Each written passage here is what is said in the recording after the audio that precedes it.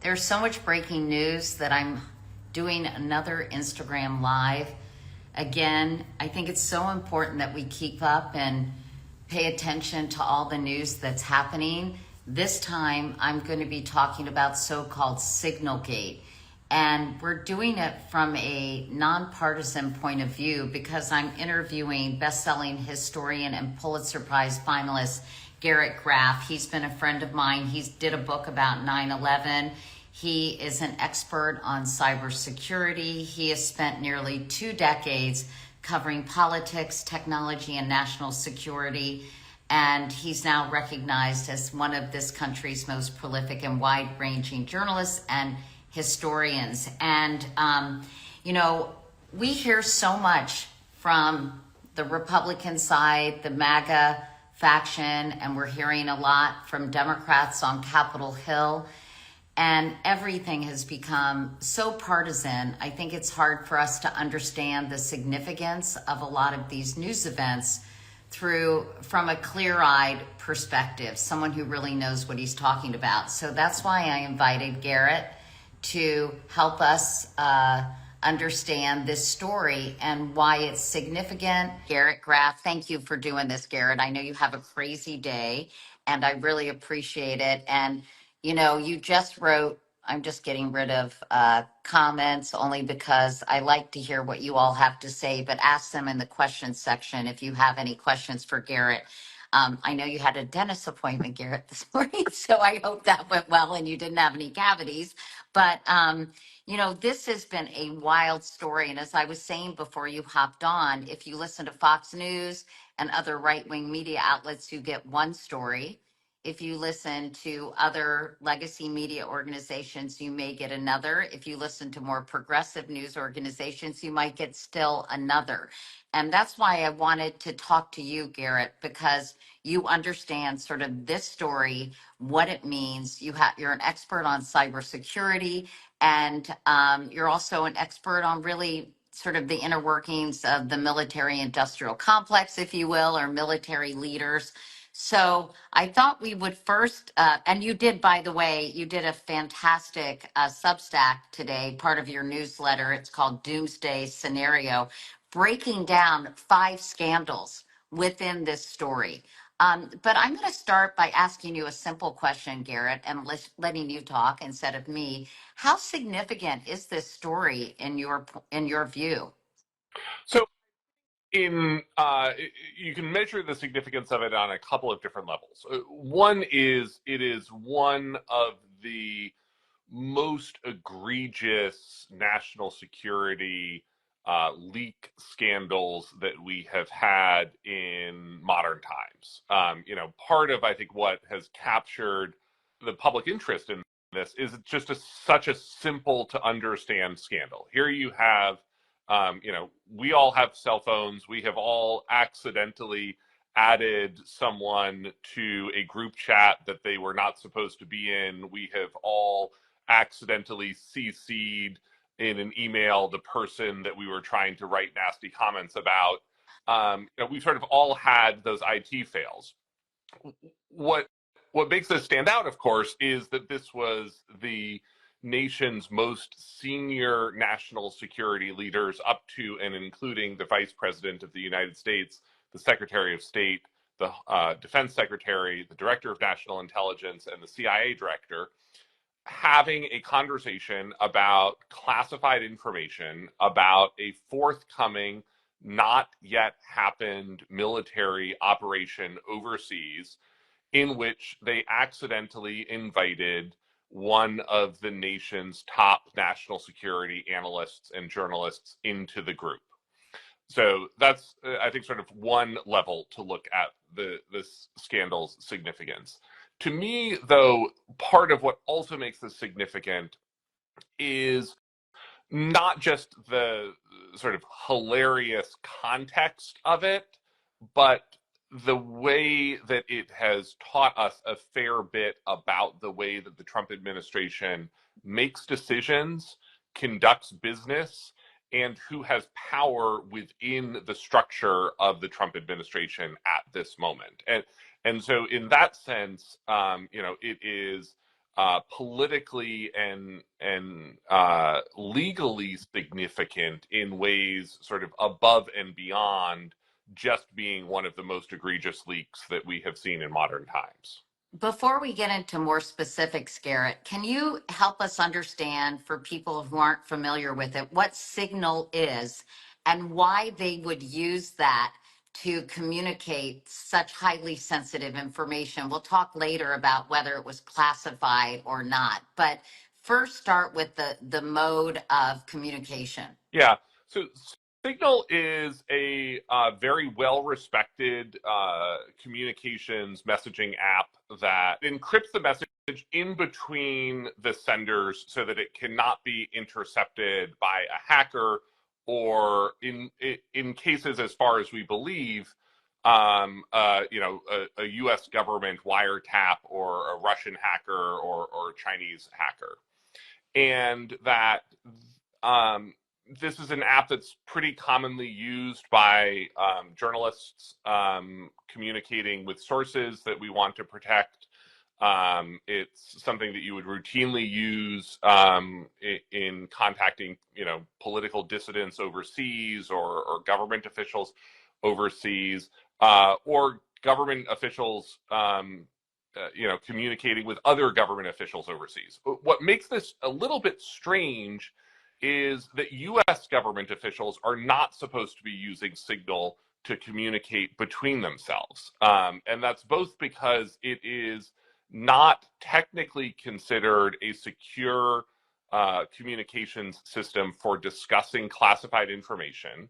And also, there are laws like the Federal Records Act that are supposed to preserve federal records and communications and decisional information, the information that the government uses to make decisions, that, so that it ends up at the National Archives or presidential archives in years and decades ahead. And with Signal, do the messages disappear? So they do.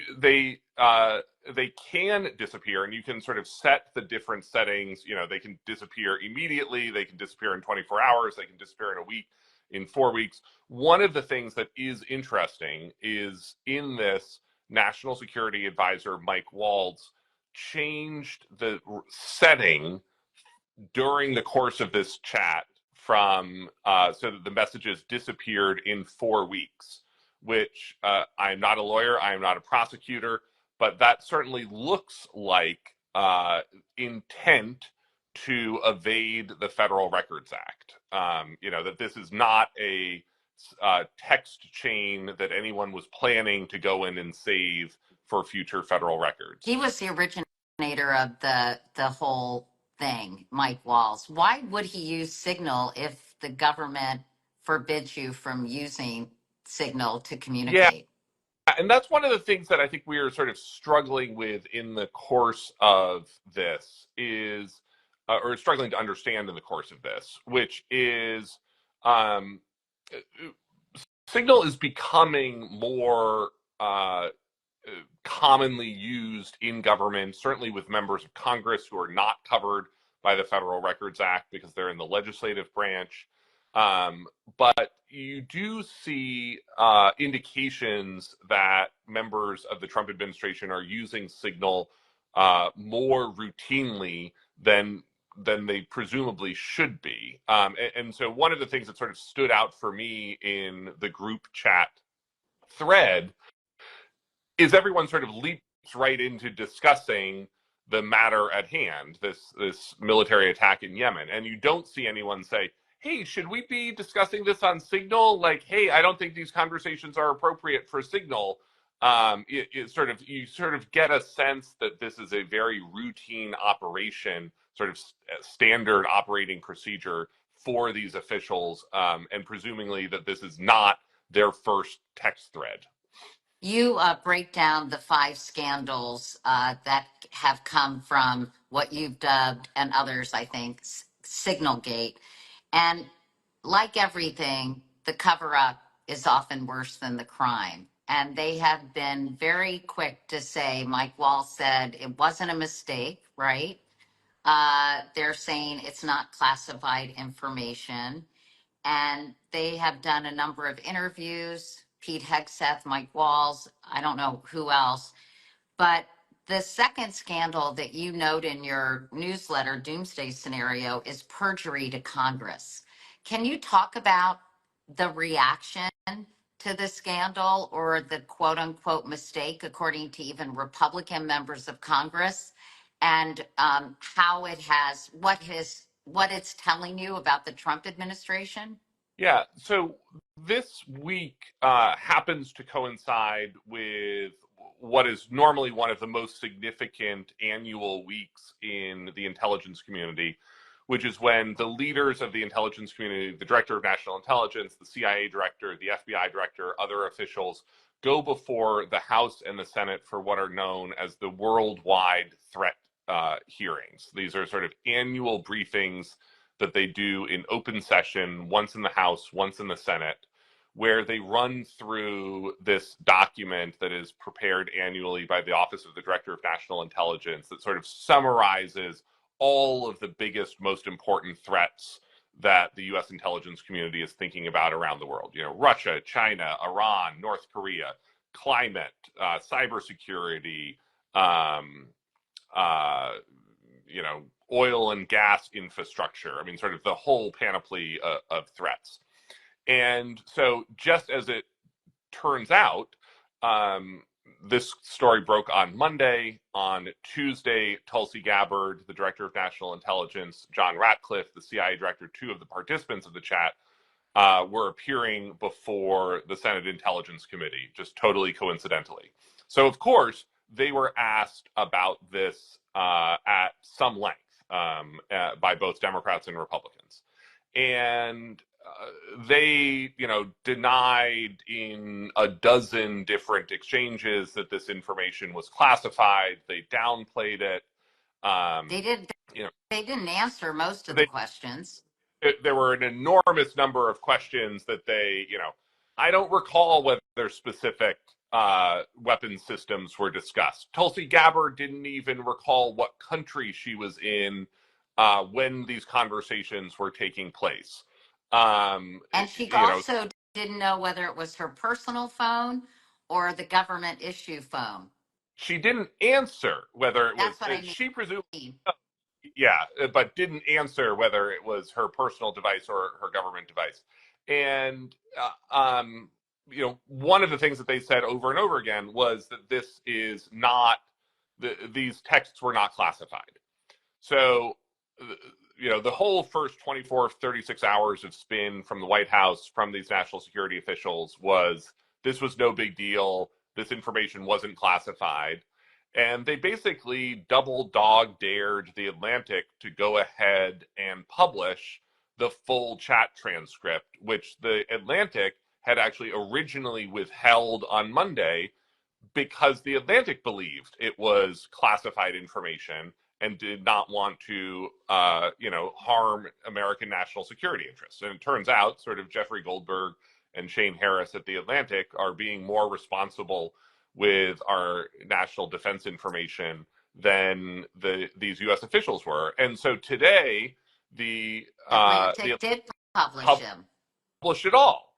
And we see that the chat did include specifics about timing, specifics about the so-called strike package, the fighter planes, the specific drones that would be used, the target, the timing, sort of all of these things that under the Pentagon's own guidance are unambiguously supposed to be classified, at least at what is called the secret level. Remember, there are sort of three levels of classification of government information: confidential, secret, and top secret. And so, you know, maybe everyone was like too cute by half in that when they were saying, well, these weren't top secret war plans, like they were only secret level attack plans rather than top secret war plans. But that is a distinction that I think most Americans can look at this information and understand that Tulsi Gabbard and John Ratcliffe were uh, I think there's very little ambiguity that they were actively lying to Congress in their answers in this congressional hearing yesterday. So you say that two of these individuals committed perjury, basically, Garrett, when answering those questions. I think that there is a very strong argument to that end, and that Congress sort of should care that the director of national intelligence and CIA director were so casually willing to mislead the Senate about the content of this investigation. You read all the text, you saw everything that was on that signal chain. In your view, Garrett, and given your experience, was this classified information? This to me, I think, is the most basic classified information that one can get. If you are ever a journalist, and you have probably dealt with this in your own career, when journalists often end up learning in advance about pending military action. And we understand that this is some of the most sensitive information that you can get. Compromising a military operation when planes are still in the air, when American lives are still at stake. That's like the most basic level of information that you don't want to compromise. Steve Witkoff, Trump's Ukraine and Middle East envoy, was in Moscow when he was included in the group chat.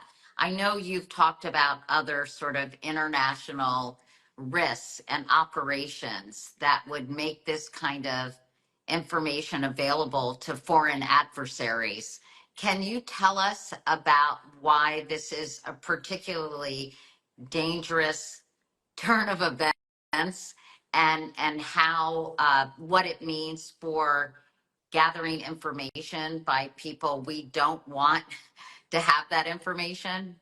Yeah, again, there are sort of different levels of this scandal that I think are worth unpacking, and one of them is just simply this question of, these are officials who should know better, who have entire teams who follow them around everywhere that they go in order to provide them with secure communications systems that are able to process classified information.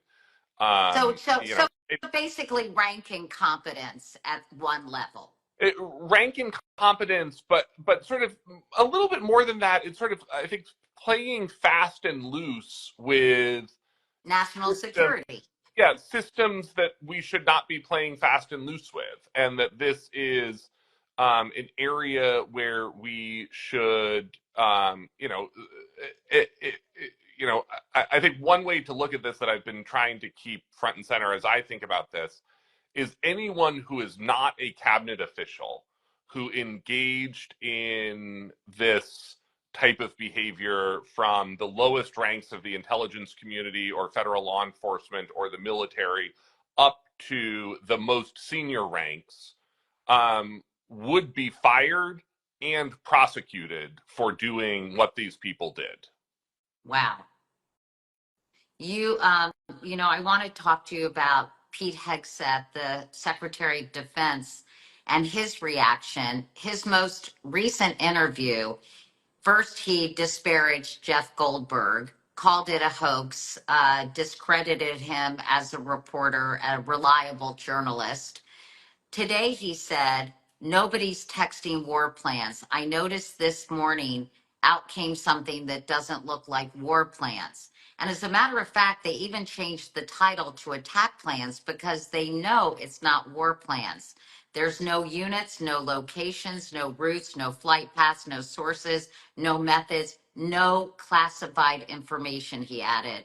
My job, as I said, on top of that, everybody's seen it now. The team update is to provide updates in real time, general updates in real time, keep everybody informed. That's what I did. That's my job. Your reaction to those comments? Yeah, again, I think that this is, trying to be a little too cute by half. And you're getting into incredible nuance here, where the Secretary of Defense is what's called the original classification authority, in that he can decide for Pentagon purposes what is classified and what is not when it comes to military information. So potentially this was not information that was technically classified, but would still be considered sensitive information, sort of, et cetera, et cetera. I think that this is sort of playing too cute by half with what anyone in sort of, half a brain level understanding of military operations understands that what they were doing was not right. So the 5 scandals within a scandal, you have a massive leak of sensitive information, perjury to Congress, which we've discussed, a clear and clearly criminal violation of the Federal Records Act, which you describe as preserving government conversations and interactions is required by law, right? Yes. And a government IT scandal. Do you want to explain that? Yeah. So that's where you get into this question of the personal devices versus the government devices.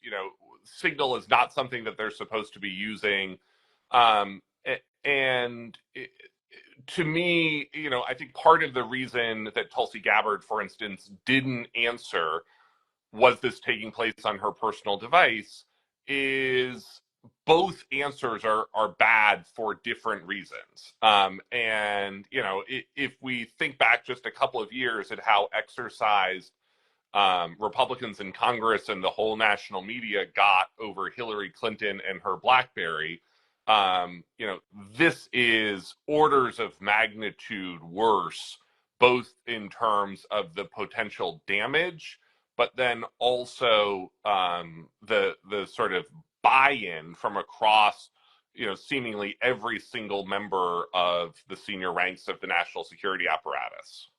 And the hypocrisy is not lost on many people who have been commenting, but her emails. Yes. And that was such a huge scandal in right-wing media with Hillary Rodham Clinton.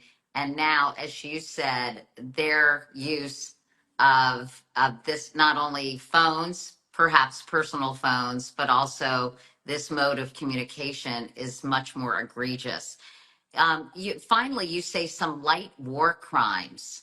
What do you mean by that? This so I think this is sort of just worth spending a minute on, because it's the thing that doesn't outrage us in America anymore, which is the underlying content of the military strike that was taking place. And you know this is concerning a strike on Houthi rebels in Yemen, the weekend of March 15th and 16th. Most Americans probably didn't even know that military strike happened at all until signalgate broke on Monday.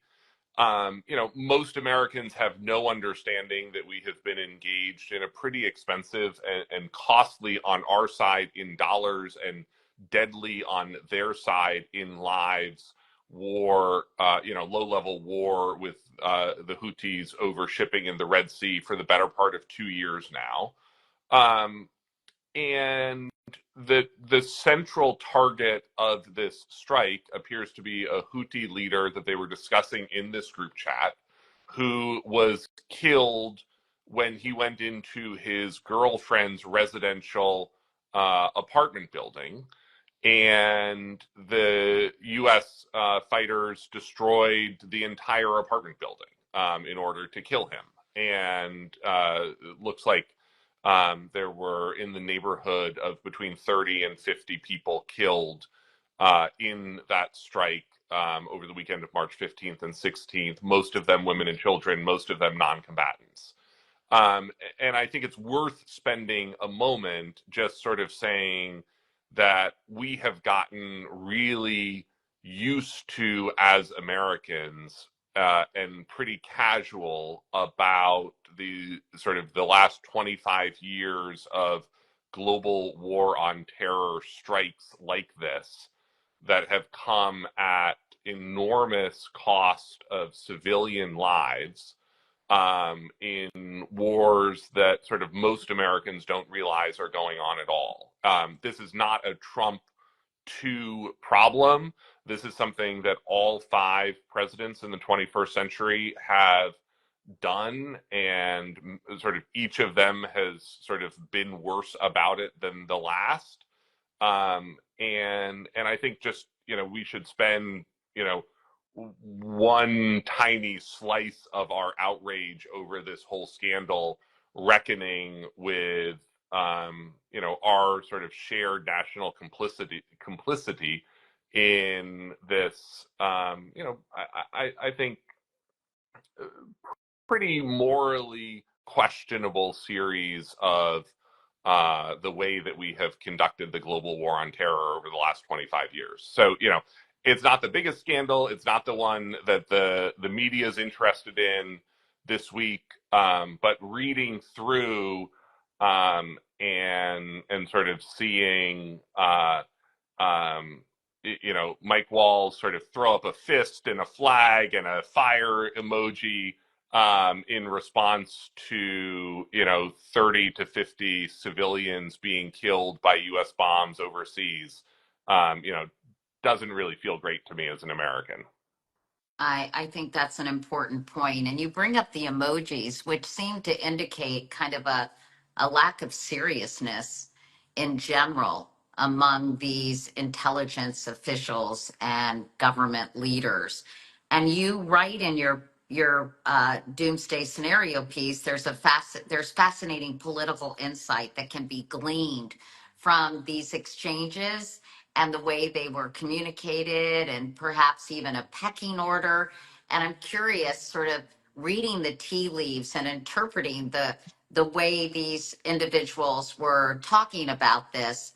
What did you pick up on? Yeah.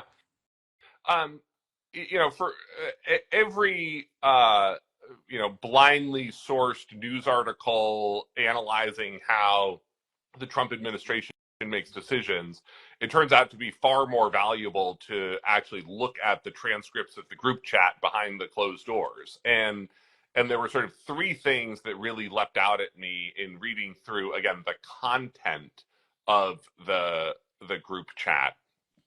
One is you see a lot of uncertainty about what Donald Trump actually ordered in this case, which again is not something that you really want to see when it's the commander-in-chief committing to the use of military force overseas, and people being like, well, I don't really know if he said that. I'm not really sure what he wanted. And what actually ends up happening is you see Stephen Miller, the deputy White House chief of staff and Homeland Security advisor, come into the chat and say, as I heard it, the president said green light. And that's basically sort of the end of the conversation. But again, I would want a much more thorough You wouldn't want someone saying, as I heard it. Exactly. And again, it's interesting that it's Stephen Miller saying that, who is not the national security advisor. And the national security advisor, Mike Walls, remember, is in the chat. He created the chat. And he's not clear. He's not the one providing clarity over what the president actually wants. And so there's an interesting, I think, power dynamic that you see between Mike Walls and Stephen Miller, where Stephen Miller definitely has the upper hand as the president's voice in this conversation.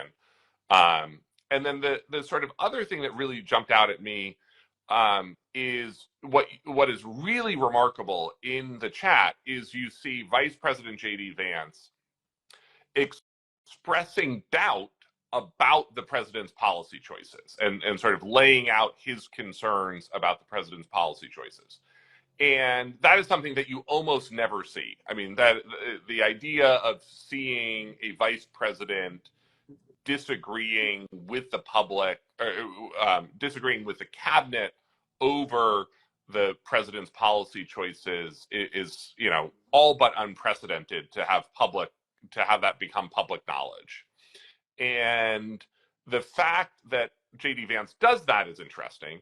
The fact that since then, Mike Waltz, the national security advisor, still has his job is even more interesting to me, because I can't imagine any other vice president in the 21st century having lived that experience where a national security advisor sort of airs your dirty laundry as vice president in the public accidentally to a journalist, not acting immediately to get Mike Waltz fired.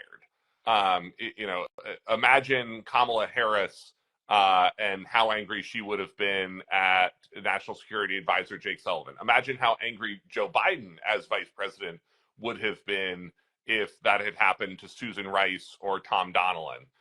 Or, worst of all, imagine if Dick Cheney had that happen to him by Stephen Hadley. It's just unimaginable that any of those national security advisors, who are staff people, not principals, staff people, would have remained in their job. And the fact that sort of J.D. Vance hasn't gotten Mike Waltz fired actually tells me a lot about the amount of power that J.D. Vance has in this presidency.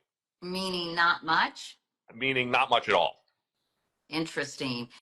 And, you and I have been covering Washington and politics for a long time. And in any other scenario, a national security breach of this scale would have resulted in resignations, firing, a massive investigation. But there hasn't been very much accountability so far. Where do things stand, and where do we go from here in terms of holding people responsible? And I do think, just parenthetically, it's interesting how how the Trump administration, aided by right-wing media and outlets like Fox News, are trying their darndest to present a counter narrative that this wasn't a big deal. This, accidents happen. Let's move on. It's become politicized. Democrats are making a big deal of this, and it's really not a big deal. Yeah, and I think, to me, what is interesting, and your career covering Washington has sort of lived this full arc, like mine. What concerns me is, if this had happened again at any administration in, I would say the last 80 years, the National Security Advisor and probably the Secretary of Defense would have both offered their resignations immediately as a matter of personal honor. Like, that this is just sort of like the stand-up thing that you do if you screw up at this level. And that, whether the president accepts your resignation is a different question. But it's just unthinkable to me that the National Security Advisor would not have offered his resignation Monday afternoon. And, here we are Wednesday afternoon, and, there's every sign still that sort of the wagons have been circled, that Mike Waltz and Pete Hegseth as defense secretary will remain despite this scandal. And I think what we are sort of seeing, it feels like a lot to me analogous with the Brett Kavanaugh hearings, the sort of no holds barred, fight at any cost. And never admit wrongdoing, never say you made a mistake. Yeah. Mike Waltz still refuses, despite the fact that a small handful of Republicans did say it was a mistake, which I guess took a real, they were real profiles and courage to go that far. But Mike Waltz would not even say it was a mistake when he was interviewed, I believe, on Fox News. Yeah. And I think, to me, what worries me about that reaction is democracy requires officials who are capable of shame. that sort of it is important in a democracy to be able to hold officials to account for mistakes. And what I worry we are witnessing in this scandal is the sort of message that this is an administration incapable of experiencing shame. And that makes me worried for sort of what is to come in, the days, weeks, and months ahead.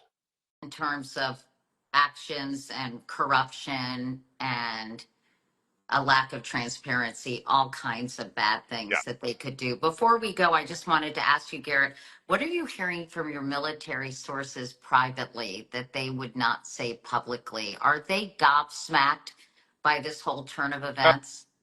Absolutely. I mean, I haven't talked. I haven't talked to anyone in Washington in the last 48 hours who doesn't think that this is the wildest, scandal that they have lived through in modern times. And again, it goes back to what we were talking about earlier, that if this level of breach happened with anyone in the intelligence community, anyone in federal law enforcement, anyone in the military who was not a cabinet official, it would have been instant firings and instant criminal investigations, instant referrals to the inspectors general. But they got rid of all the inspector generals. Yes, that's its own issue. But this is, coming back to this question of accountability, I think it also says something about the command structure and the command model that we are seeing people live, which is, one of the reasons that breaches like this are taken so seriously is because you want to send a message to everyone else that they're worth taking seriously. And if you now have a situation where, the Secretary of Defense is texting classified information to a reporter by accident, that makes it a lot harder for them to say to everyone else that this stuff actually matters.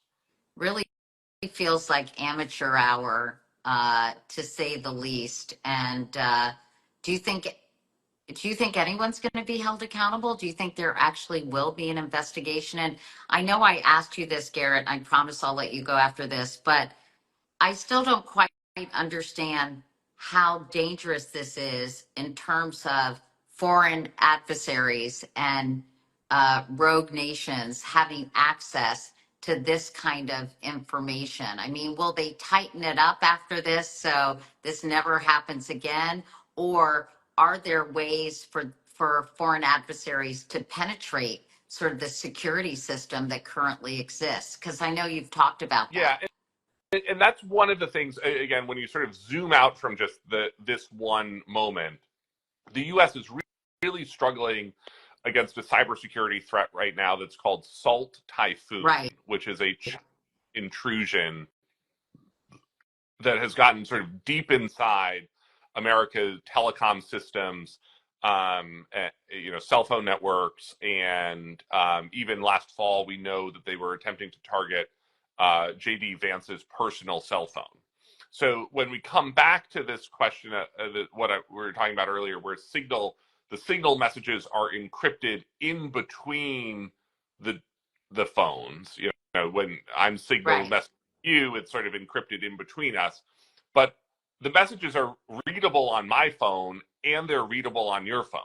And so if you are a foreign adversary, Russia or China, particularly this Salt Typhoon intrusion, there's every reason that these officials should act as if their phones are compromised. And so for them to be having these conversations on a commercial messaging app like Signal, there is a non-zero chance that China and Russia were reading these conversations as well as Jeffrey Goldberg.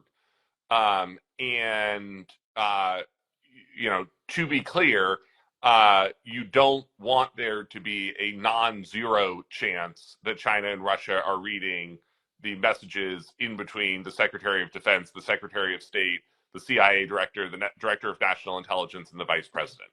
And before we go, I know I've said that 3 times, but I find it really, really disgusting, actually, the kind of personal attacks they have lodged against Jeff Goldberg, who is a really top-notch journalist of great integrity. The Atlantic is an incredibly important and intelligent and you know, really well done publication. And the things that they're saying about him to deflect their own incompetence is really, really disturbing.